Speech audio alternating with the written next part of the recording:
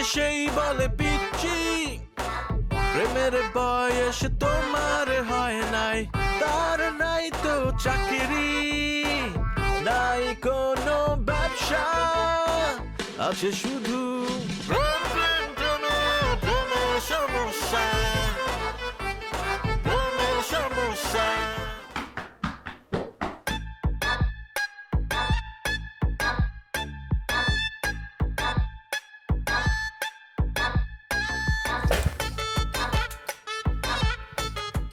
আপনি এত শয়তান কেন? একটু পরে গেলে কি হতো, আমি ধরতাম।